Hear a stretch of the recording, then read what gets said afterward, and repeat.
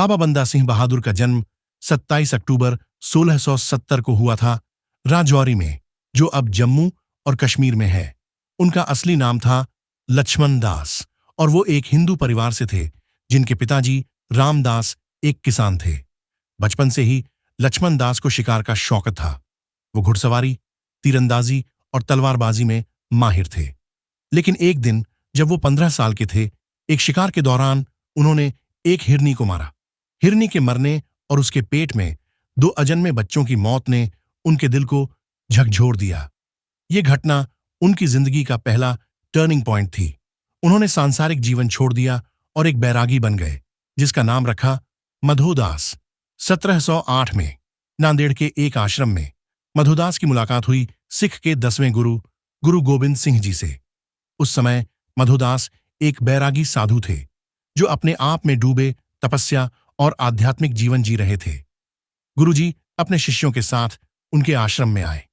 मधोदास ने गुरुजी को अपनी शक्तिशाली साधना से प्रभावित करने की कोशिश की, लेकिन गुरुजी के चेहरे पर एक दैवीय मुस्कान थी। गुरुजी ने उनसे पूछा, तुम कौन हो? मधोदास ने जवाब दिया, मैं एक बंदा हूं, आपका सेवक। गुरुजी ने उनकी आंखों में देखा और कहा, अगर तुम मेरे बंदे हो तो मेरे लिए पंजाब के लोगों के दुख दूर करो। गुरुजी ने मधोदास को बताया कि पंजाब में मुगल शासन के जुल्म ने लोगों की जिंदगी नरक बना दी है। उन्होंने कहा, तुम में वो शक्ति है जो न्याय के लिए लड़ सकती है। तुम अपने इस जीवन को एक बड़े मकसद के लिए समर्पित करो।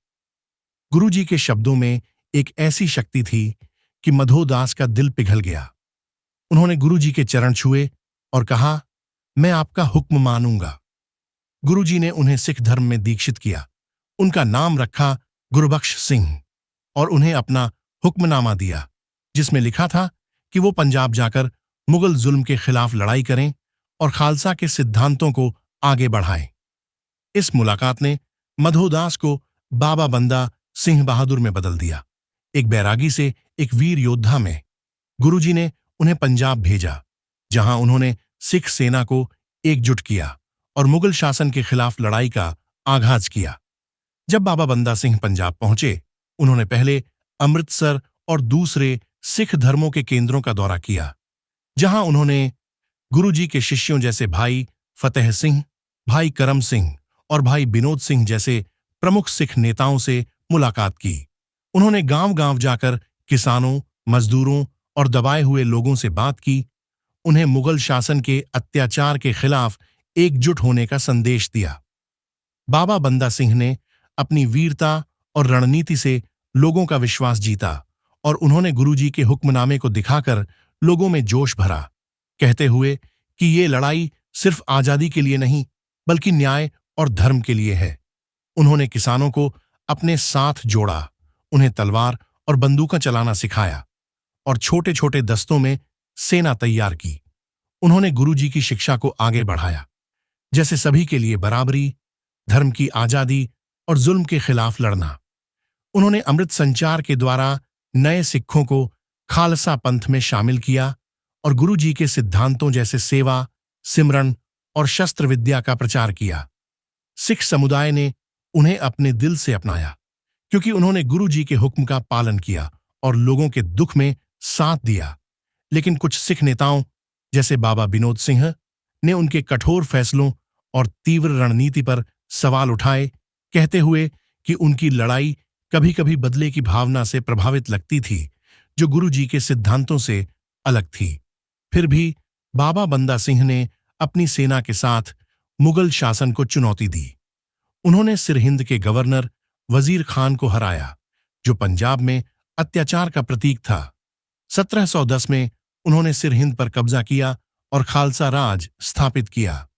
उन्होंने जमींदारी प्रथा खत्म की, किसानों को जमीन के अधिकार दिए, धर्म की आजादी दी और न्याय के लिए काम किया। उनकी सबसे बड़ी जीत थी चप्पड़ चीरी का युद्ध, जहां उन्होंने मुगल सेना को धूल चटा दी। इस जीत के प्रतीक के रूप में आज फतेह बुर्ज खड़ा है, जो कुतुब मीनार से भी ऊंचा है। लेकिन मुगल शासन के पास कई गुना अधिक सेना थी।